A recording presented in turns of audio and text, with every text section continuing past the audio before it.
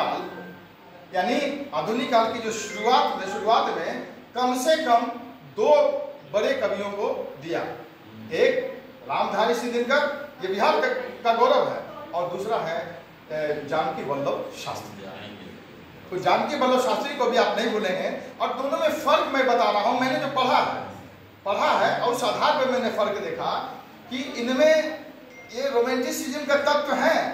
जब ये आंदोलन की बात करते हैं और काफी जो है मन आंदोलन की बात करते हैं, सिंहासन खाली करो की जनता आती है, और ये मेरे तो यही पूंजी है, मेरे भुजदंड जब करण कहता है, ये सारी बातें हैं।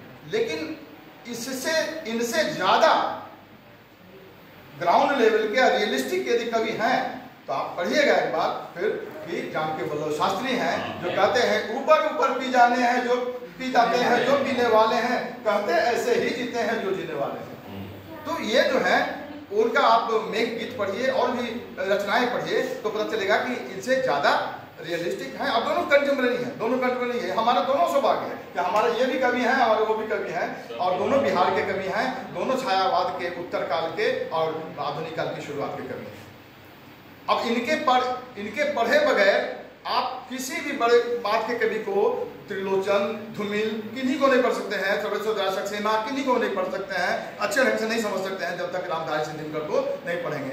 ये ऐसे कवि हैं जिनकी आम जनता जो है उनके जुबान पर इनकी पंक्तियां होती हैं, जो कि शायद जानकी वल्लभ शास्त्री की पंक्तियां नहीं होती होंगी। हमारे सबसे लोकप्रिय यदि कवि हैं 2, तो एक निराला, एक राष्ट्र कवि दिनकर, ये दोनों।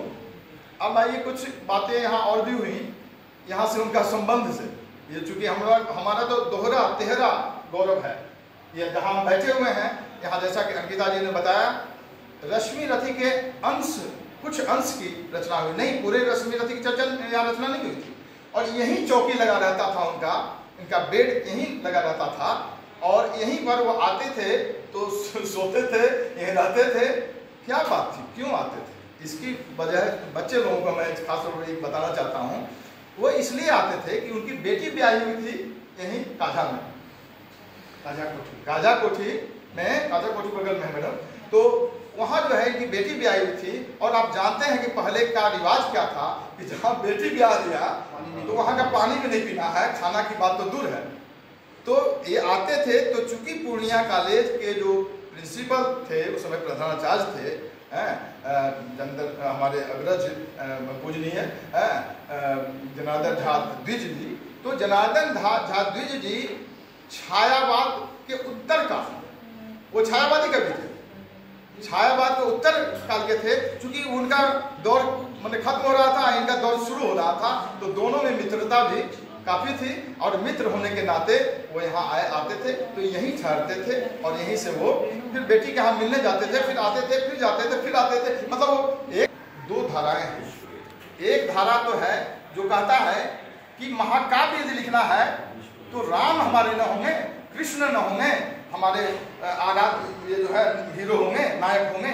क्योंकि नायक जो है वेस्टर्न में भी यूलिसिस होता था, मैंने राजा महाराजा या योद्धा, बहुत बड़ा योद्धा होता था, न कि सामान्य आदमी।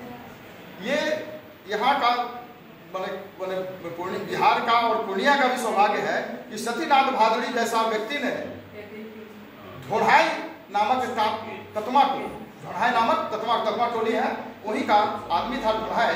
तो ढोढ़ाई को उसने बना दिया ढोढ़ाई चरितमानस का नायक। ढोढ़ाई चरितमानस यही का है, सतीनाथ भादुड़ी की रचना है, उन्होंने बना दिया उसको नायक। शुरू में बड़ा ही हुआ, बंगला साहिब में भी हुआ कि ये क्या बात है कि ढोढ़ाई कैसा आदमी को बना दिया है। आप जिसका कि निराला ने संकेत दे दिया था एक गीत में, अंकिता जी को याद दिला दे, ये वो गीत है, जल्दी जल्दी पाँव बढ़ाओ आओ आओ, है ना, जल्दी जल्दी पैर बढ़ाओ आओ, आज अमीरों की हवेली गरीबों की बनेगी पाठशाला, धोबी क्षमा से धोबी चमार पासी तेली खोलेंगे अंधेरे का ताला, एक साथ पढ़ेंगे टाट बिछाओ, जल्दी जल्दी पैर बढ़ाओ आओ आओ, जल्दी जल्दी पैर बढ़ाओ आओ, निराला ने कहा था।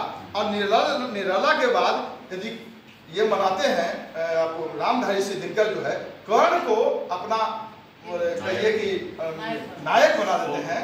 ये बहुत बड़ी चीज है। और उन्होंने जो बातें कही थी, अब मैं यहीं पर खत्म करना चाहूँगा, ज़्यादा नहीं। एक बात और करना चाहूँगा कि इनसे जो प्रभाव की बात कर रहे थे मिश्रा जी, तो हम समझते हैं कि हर आदमी कुछ न कुछ प्रभावित रहा है।